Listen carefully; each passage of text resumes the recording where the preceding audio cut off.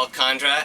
I'm one of the coaches in the Ski Ward race team, and I'm joined by my cameraman, by one of our younger racers, Tyler Condrat, who's behind the camera. Give a little wave in front of the camera, Tyler.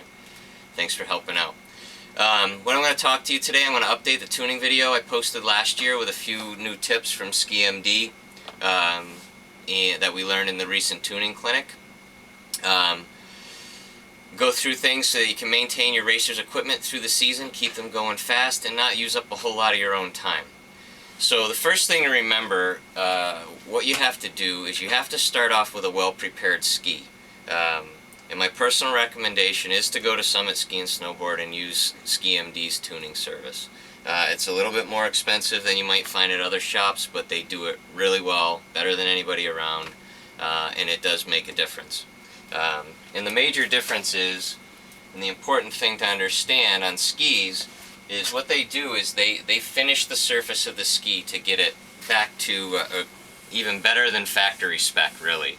And the important thing that they establish is both a good base structure in the ski, and I'll show you that in a second, and as well as setting the angles of the ski edges, which are critical to the performance of the ski. They set up on the base edge a 1/2 degree and on the side edge a 3 degree.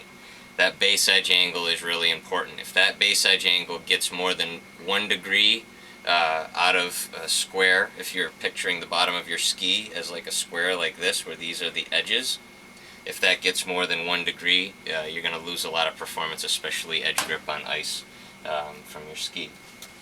As far as the structure of the ski, maybe we can take the camera a little closer here and just kind of look at it. If you look really closely, and maybe the camera will focus in on this and cooperate, you can start to see these little grooves that are cut in the ski. You see those, Tyler? Yeah. Okay. So what those grooves do is when your ski goes over the snow, it actually melts the snow. And those little channels allow that water that's melting to get out from underneath the snow. So if you've ever skied on a really warm day and you were skiing on a pair of skis that wasn't really properly prepared and you hit some wet snow and you kind of went shh and slowed way down, that's actually what's happening. It's creating some suction on the ski. What these base structures do is they help repel that water. Most new skis right out of the package do not come prepped as well as you can get them prepped. And a lot of times that base edge angle is not within spec. Very few manufacturers are actually doing that right now. According to the recent clinic at SkiMD, Head is the only race ski manufacturer that is setting up their skis with a 1/2 degree base edge and a 3 degree side right out of the wrapper. The rest of them would all have to be prepped. So let's get into how we maintain it. Once it's done really well and you've got everything set up for the season, it's really easy to maintain. It doesn't take a whole lot of time, and you need just a few basic tools. So we'll start off, one of the major tools are the vise, this set of vices, just to hold the ski and be able to work on it. Some of the other tools, Tyler, if you can focus in on here, we've got some diamond stones. You really only need one. I'm just showing a few different examples here. I use, between the blue is a 400 and the red is a 600 grit. Those are the ones that I prefer to use. A side edge file, which you don't need to use all that much, but you'll probably use once or twice during the season. This device is the key to making it easy. It used to be called a Wax Wizard. You might hear people refer to it as that, but it's now called the Pro Glide, and they sell that at Summit Ski and Snowboard. Some edge file and stone guides, and we'll show you how to use those. I keep 3 different types of waxes. I have a general universal wax, which I use 99% of the time. I have another wax that has some fluorocarbons in it, and what fluorocarbons do is they help repel water, so on really warm days, that tends to be the wax that we'll use, and then on the really cold days, there's another wax that's a bit harder and helps work better on that colder snow. And then the last 2 pieces of tools are just 2 brushes. I use a nylon brush and a horsehair brush, and I'll show you what we do with those in a minute. So, the maintenance is really simple. The first thing you got to do is get your brakes out of the way. I use a big fat rubber band. There's also these other devices, these little ski retainers that you see. They work pretty well, but they're maybe not as readily available as just a rubber band is. And this set of vices is set up so that you can put the ski up on edge. It works really well. And now what I'm going to do is I'm going to actually just use a diamond stone. Again, this is about a 400 grit diamond stone. And it's in this file guide. And if Tyler, you can come over a little closer. I can show you right here. You see this number? Let's see if we can focus in on that number. See, there's a number 3. So that refers to that 3-degree base or side edge bevel that we see on the that I told you about, that the ski was originally prepared to do. So we'll get that in the guide, and all I do is I just run this over the ski lightly a few times. You don't have to press hard, you don't need a lot of pressure, you just kind of let it do the work. Alright? And then you do it again to the other side.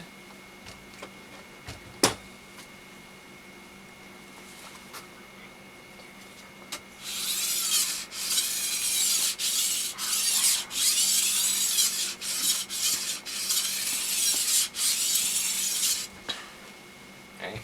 And so what you can do to test the sharpness of the edge is just drag your knuckles back across it like this, and you'll feel that it's really sharp.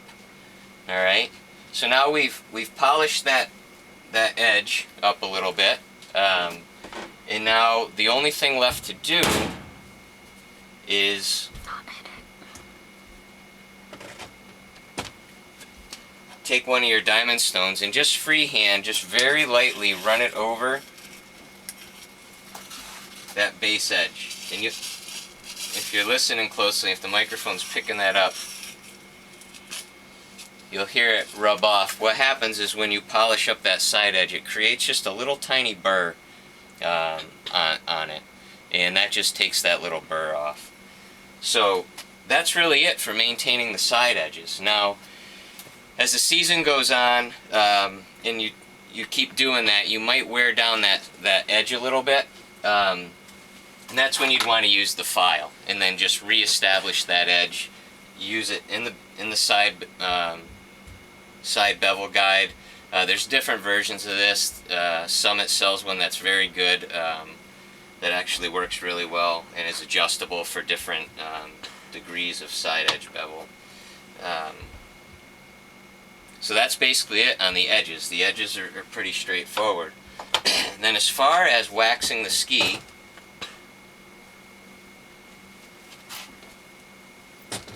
so we'll get this tied down in our vise so it doesn't move around. The first thing you need to do is clean it. So I use one brush for cleaning, and that's this nylon brush. Last year's video I used a brass and nylon brush, but in talking to Mike DeSantis at Ski MD at Summit Ski and Snowboard, he recommended just using a plain nylon brush. It's a little easier on the ski base than the brass was. So you go over this, and you just kind of clean off whatever's there just by brushing. You know, on a day, if you've ever done some spring skiing, a lot of times you'll notice you'll get some gook in your ski wax, and that tends to be, you know, it's tree sap, it's lubricants that have come off the groomers, it's all kinds of different stuff that's in the snow. The snow's pretty dirty, and you'll see that in the springtime. You'll get that stuck in your wax. What you can actually do for that is use a liquid wax. I don't have any with me today. Liquid waxes are solvent based, so you can put them on the ski, and before it dries just wipe them off, and it should take that stuff right off the base of your ski. Then you just go back, you do your base cleaning, and I like to give it a little wipe with a paper towel just to clean that off, and now you're ready to apply the wax. Now you'll notice I didn't sharpen this base edge. Again, I don't want to touch that edge. All I did is I ran that stone before just really lightly above it to take the burr off, but you don't want to disrupt that edge angle. If you like I said before, if you disrupt that edge angle, the ski will not perform well at all. And that's what you'll see a lot of times if kids can't get an edge. A lot of times it's just that edge has been filed down too much, but you never want to touch that base edge with a file, or even go over it with the stone, other than to just deburr it like I showed you. You know, when I showed you using the file on the side edge, that's it, just the side edge, and you only probably need to do that once or twice during the season. All right, now to apply the wax. This is the really easy part with the ProGlide tool. I had my kid skis on here before, so it needs a little adjustment. Alright, all you do, just like using a crayon, you rub the wax on, and you'll see, you just kind of color it, just like you would on a piece of paper with a crayon.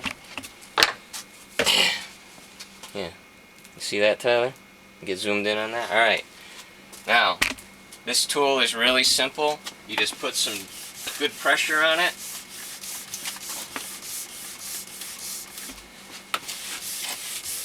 And you rub it back and forth, and you're going to see that ski wax that you just colored onto the base of the ski is just going to get really smooth. And you're not going to see any clumps, or you're not going to notice how you colored it at all. And what you'll do is you'll repeat that step 3 times. Do that same thing and color the base of the ski.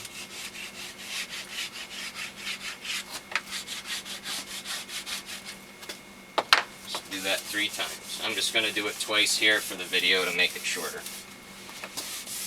Alright. And then what I like to do, you could just stop there if you wanted, but what I do is, you get a little bit of excess wax in those micro channels that I showed you earlier. That's what I use the horsehair brush. I just lightly brush over that a couple times. You'll see that excess wax just sort of comes off. Give it a wipe with a paper towel. And that ski's ready to race. So it's really simple to do. As you can see, that only took a couple minutes. Again, you can get through most of the season. In fact, I've gone through the entire season without ever using a file, just using the diamond stones. It all depends on, you know, if you hit any rocks or anything like that. If you see any scratches in your skis, as long as they're not down through the base material, you don't need to worry about them. They're not going to make the ski any slower. If there's a nick or a ding here or there in the edge, don't worry about it. It's not going to make or break the racer. What you will see on skis, and I have this pair of skis as an example, a ski that hasn't been maintained, you can see how gray and nasty that base looks. Now a lot of people think, well, that ski just needs some wax. Actually, this ski needs a stone grind. Now what that is that's not the base drying out. The base is plastic. It's a plastic material. It doesn't dry out. It's actually abrasion on the base, and you're really not going to get that out of there without stone grinding the ski. And it won't hold wax when it's like that. You know, you'll find, even if you hot wax, you'll wax it, and then you'll ski on it for like 3 or 4 runs, and then it'll look all gray like that. Little kid skis have material that will look like this, and it doesn't matter. It's actually a different base material. It's a different type of plastic than a true race ski has, or a true adult, or even a bigger kid ski. But so you may not need to even worry about those. People often ask me, how often do you need to do this? What I do, we ski for 2 hours on Friday nights, and then our races are on Sundays. So what I do with the race skis is we'll ski at practice Friday night. Saturday night I'll wax and prep for the race the next morning.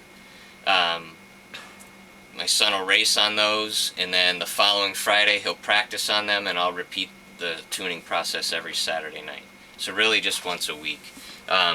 If you ski more than a couple hours, If you ski 3, 4, 5 hours, you should just do this maintenance anyway, because if you wear that wax away and then you start to wear away at the plastic, then it's not going to hold wax anymore and not do too well.